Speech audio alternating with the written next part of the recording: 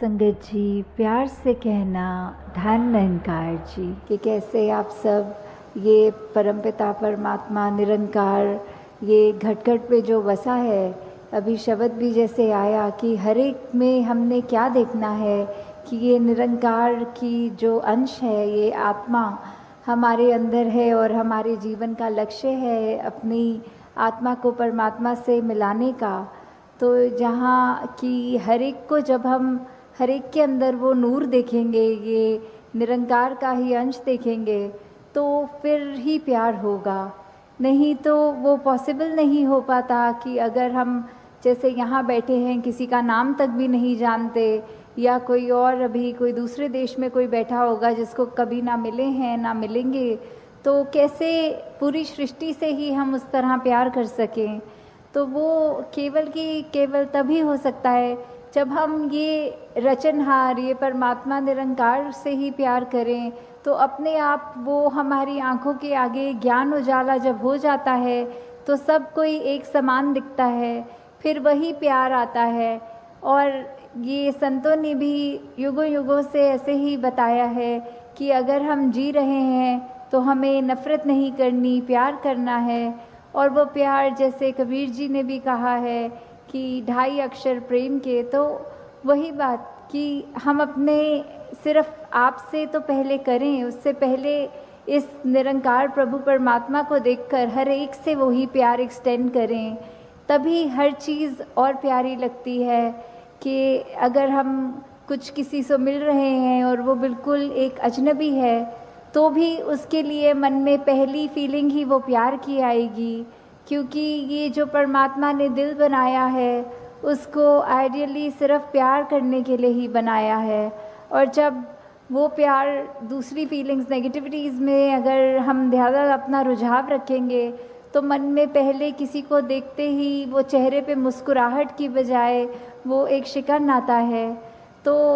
इसी में हमें ये देखना है कि किस तरह हम अपने आप में वो तब्दीली लाएं, ये ज्ञान प्राप्त करके एक वो अपने मन में ठहराव लाएं, ये प्यार और बढ़ाएं अपने दिल में, कि हर एक में ही फिर ये निरंकार का, खुदा का अंश जब दिखे तो हर एक से ही उस तरह प्यार हो जाए। हाँ जी। अण के घट घट अंदर सबना दा सत्कार करन। तो फिर ये भाव प्यार के बाद आता है सत्कार का। जब हर एक में खुदा को देखा तो उसमें सत्कार कैसे करेंगे एक दूसरे का, जब हम जजमेंटल नहीं होंगे किसी के बारे में, उनको देखकर कि वो इस तरह के व्यक्ति हैं या इस तरह उनका एक आचरण है, तो वो अपना हमें अनुमान नहीं लगाना, अपने अनुमान के अनुसार अपने दिमाग में नहीं बिठाना कि ये ठीक इंसान है या ये गलत इंसान है। जब वो जिस दिन जजमेंट्स ख़त्म हो जाती हैं तो मन में फिर वो सत्कार की भावना एक आती है हर एक के प्रति, कि किस तरह हर कोई ये सत्कार का पात्र है, क्योंकि इतनी बड़ी दात ये निरंकार परमात्मा जिसके भी हिस्से में है, और बाकी भी जो अभी अपरिचित हैं उस ब्रह्म ज्ञान से, तो हर एक में जब वो देखेंगे तो मन सिर्फ वो प्यार करेगा, सत्कार करेगा। और फिर हम हर एक को वो बेनिफिट ऑफ डाउट की जो बात आती है कि अगर किसी ने कुछ हमें गलत भी कर दिया, कोई किसी का कर्म हमें दुख पहुंचाता है, तो अपने उस व्यक्ति से गुस्सा ना करके सिर्फ एक ही भाव मन में अपने आप आएगा कि उस व्यक्ति की शायद कोई मजबूरी रही होगी, आज उसका हो सकता है दिन अच्छा ना रहा हो, कोई किसी ने कुछ उसको बुरा बोल दिया हो, तो इसलिए उसका मन कड़वा हुआ है, इसलिए उसके बोल कड़वे निकले हैं। तो जब तक ये बात नहीं हम दे पाएंगे अगले को बेनिफिट ऑफ डाउट, तब तक हम वो सत्कार, ये प्यार कुछ भी नहीं उस तरह दे सकेंगे, क्योंकि हम अपने आप को तो बहुत जल्दी उस तरह माफ़ कर देते हैं कि चलो ये चीज़ हमसे गलत हो गई, कोई बात नहीं, हम अपने आप को माफ़ कर रहे हैं। पर वही अगर सामने वाला व्यक्ति कुछ अगर गलत करता है तो एकदम से हम उसका एक वो जजमेंट पास करते हैं, हम ये सोच विचार कर लेते हैं कि ये इंसान को तो आज के बाद मुड़कर देखना भी नहीं है। तो हमें इस तरह अपने जीवन में सुधार करना है कि किसी ने अगर कुछ गलत कर भी दिया तो उसके लिए भी मन से यही अरदास करनी है कि दातार कृपा करके ये जो भी कमियां हैं हमारे अंदर, दूसरों के अंदर, वो दूर होती जाएं और ऐसे ही प्यार और सत्कार जग में बढ़ता चला जाए। हाँ जी। गुण गावण नित ऐसे एक दे, ऐसे दा दीदार करन। तो ये जो दीदार की बात होती है, किसका गुण गाना है, किसके दीदार करने हैं, तो वो ये परमपिता परमात्मा निरंकार, ये जो एक ऐसी सत्ता है जो शुरू से है, वो हमेशा से कायम दायम रहने वाली, कि कैसे हम जब तक वो एक निरंकार जो इस तरह से देखा जाए, अगर एक व्यक्ति दूसरे को देख रहा है तो उनकी आंखों के बीच में भी वो है, वो अपनी पलकों से भी नज़दीक है, जैसे बोलते हैं शारक से भी नज़दीक। तो इतना करीब होने के बाद जब वो अपनी आंखों से नहीं खुद देखा जाता, वो संतों का संग करने के बाद ही ये दात प्राप्त होती है, जो अपने लिए तो सुखदायी होती भी है और हमारे जीवन में वो ऐसा एक हमारा पल पल बना देती है कि हर पल में सिर्फ ये निरंकार प्रभु परमात्मा का शुक्रिया निकलता है हर समय, और वो भाव कि इसी के ही हमेशा गुणगान करने हैं। फिर बाकी चीज़ें लगता है कि हैं, सबकी इम्पोर्टेंस अपनी है, पर निरंकार से ज़्यादा इम्पोर्टेंट कुछ नहीं, इस परमात्मा से ज़्यादा ज़रूरी कुछ नहीं। हाँ जी। ਇਸੇ ਇੱਕ ਦੇ ਨਾਲ ਜੋੜ ਕੇ ਬੇੜਾ ਜਗ ਦਾ ਪਾਰ ਕਰਨ। तो ये बेड़ा जग का, इससे क्या मतलब हो रहा है? इससे सिर्फ यही बात कि हम जब जीवन काल की यात्रा अपनी जी रहे हैं तो उसमें हमें क्या एक ऐसा जो बोलते हैं कि एक परमानेंट चीज़ क्या है, कि जो सबसे मजबूत चीज़ जिसने वो स्थिर है, उसने कभी हमारे उतार चढ़ाव के साथ उतरना चढ़ना नहीं है। जैसे एक तूफान आता है तो हमें बोला जाता है कि कोई ऐसी चीज़ को पकड़ लो, जैसे पेड़ या कुछ जो अपना ज़मीन के अंदर इतनी मजबूती से जिसकी नींव गड़ी हो, ताकि वो हवा फिर हमें उड़ा नहीं सकती। हमने एक ऐसी स्थिर चीज़ को पकड़ लिया है जिसके कारण हम भी, वो हवाएं हमको उड़ा के नहीं ले जा सकती। तो ऐसे ही जीवन में हम अपने जीवन को तब तक अपना अच्छे से जीवन जी सकेंगे जब तक हम ये निरंकार के साथ अपने मन से ना जुड़ें, तब तक वो एक जीवन भी हमारे उतार चढ़ावों के साथ फिर उथल पुथल मचाता है मन में। तो निरंकार का ही आसरा लेना है, निरंकार में ही अपनी श्रद्धा रखकर ये वो बात करनी है कि हमें ये अब जो स्थिर चीज़ मिल गई है, जो कभी एक किसी भी सिचुएशन में अपनी जगह से नहीं हिलती, तो हम फिर वो एक मजबूती का और सहारा लेते चलते जाते हैं और हमारा मन भी और सहारा पक्का करके एक विश्वास और बढ़ाकर फिर हमारे जीवन में ऐसे भी कोई कर्म नहीं हो पाते जो अपने लिए भी नुकसानदायक हों और औरों के लिए भी नुकसानदायक हों। हाँ जी। श्वास श्वास इस एक नु सिमरण, दूजा कदे त्यावण ना।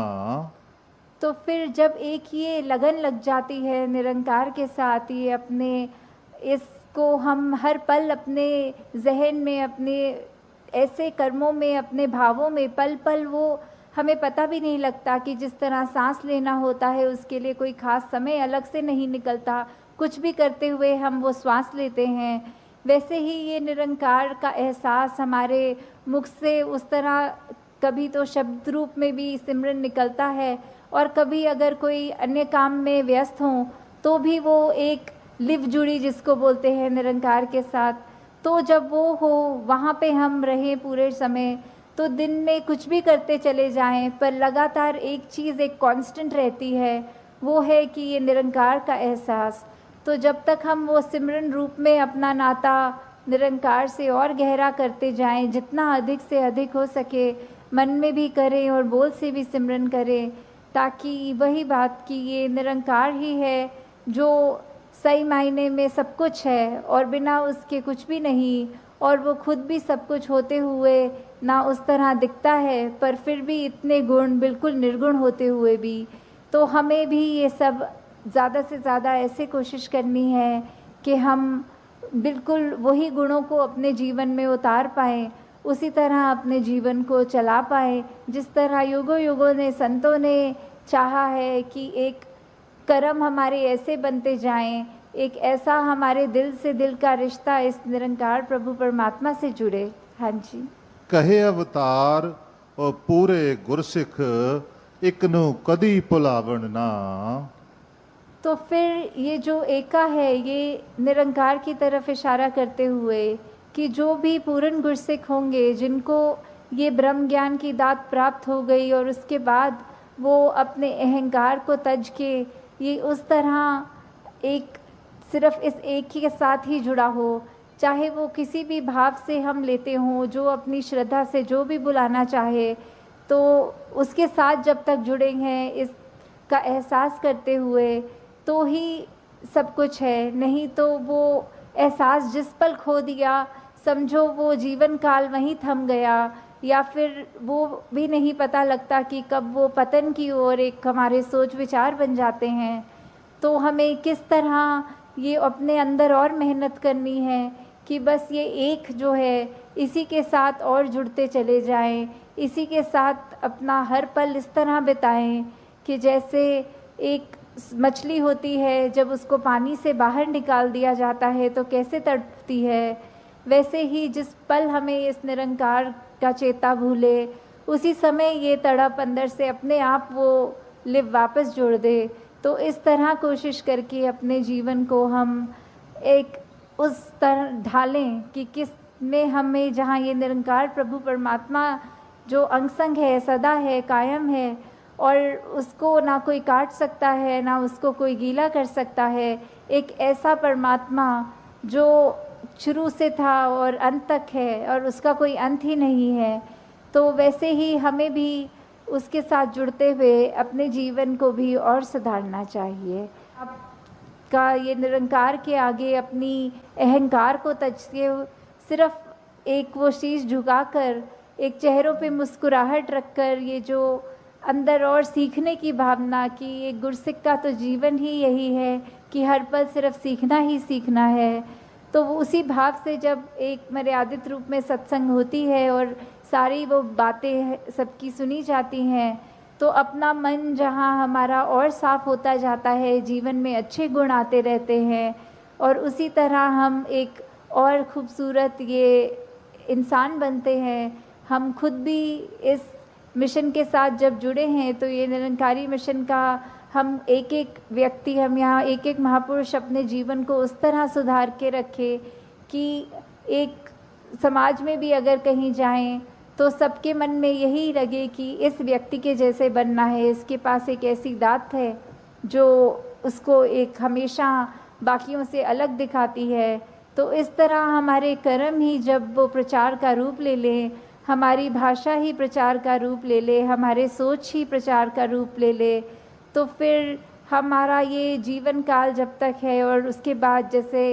लोक सुखी प्रलोक सुहेला, तो किस तरह ये जीवन भी जीते हुए हमने जहाँ वो ह्यूमन वैल्यूज़ को रखना है, एकत्व, भाईचारा, मिलवर्तन, करुणा, दया, ऐसे अनगिनत जो भी है वो तो रख कर अपने जीवन में हर पल जीवन को जीना है। और उसके बाद ये ब्रह्म ज्ञान जो इस जीवन काल में हमें मिल गया है, वो दात को हमें हर पल ऐसे याद रखना है कि कभी भी अगर अंत समय हो